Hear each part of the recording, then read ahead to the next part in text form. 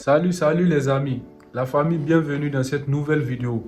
Nous commençons en Espagne avec la victoire du Real Madrid. Le Real Madrid a remporté la Coupe du Roi en battant Osasuna 2-1 lors de la finale. Bien servi par Vinicius, Rodrigo a inscrit un doublé permettant aux Madrilènes de remporter le trophée qui leur manquait de plus. Cette victoire permet au club de remporter son 20e titre de Coupe d'Espagne.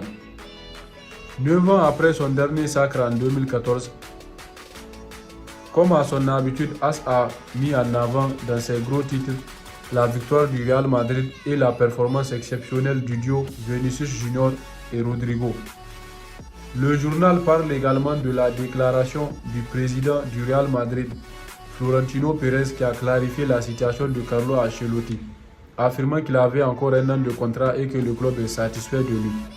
De son côté, Ancelotti a déclaré qu'il n'avait pas l'intention de quitter le club avant la fin de son contrat en 2024.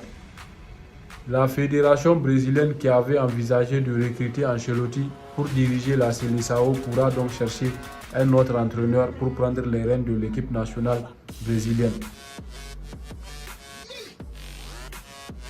Karim Benzema est devenu le joueur français le plus titré de l'histoire avec 33 trophées.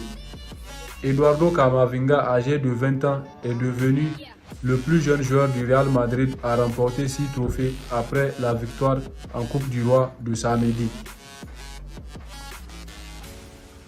Vinicius Junior, qui a livré une prestation remarquable lors de cette victoire, a de nouveau été impliqué dans des polémiques extra-sportives qui ont suscité l'attention des médias espagnols. Avant le début de la rencontre, il n'a pas salué les arbitres, ce qui a été remarqué par plusieurs journaux. Pendant le match, Vinicius s'est également disputé avec des joueurs adverses et a même eu une altercation avec Chimi Avila, le joueur d'Osasuna. De plus, son geste consistant à montrer le cuisson du Real Madrid aux supporters adverses a été considéré comme provocateur. Ces comportements ont été largement commentés par les médias espagnols, certains soulignant la dualité de la performance de Vinicius. En Angleterre, Manchester City a renforcé sa position de leader en remportant une victoire méritée contre Leeds sur le score 2-1 avec un doublé d'Ilkay Gundogan, tandis que Erling Haaland a touché 2 fois les montants.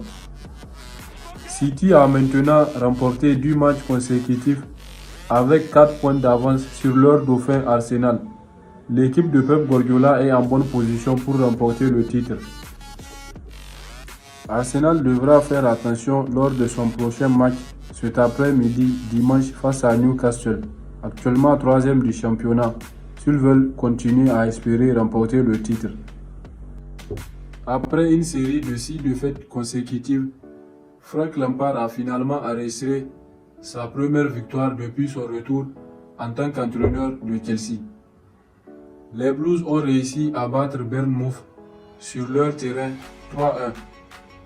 Bien que Vinai répondu à l'ouverture du score de Gallagher, Chelsea a mérité ses 3 points grâce au but de Badiashile et Félix en fin de match.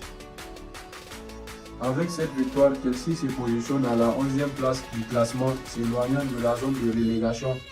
Tottenham aussi met fin à sa série de 4 matchs sans victoire, en s'imposant à domicile contre Crystal Palace 1-0 avec un but d'Harry Kane juste avant la pause.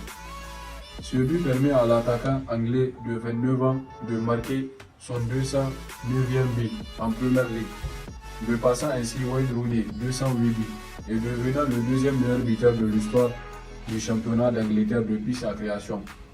Alan Shearer reste le détenteur du record avec 260 buts. La famille, on se capte pour une nouvelle vidéo. On reste en santé, c'est le plus important. Prenez soin de vous.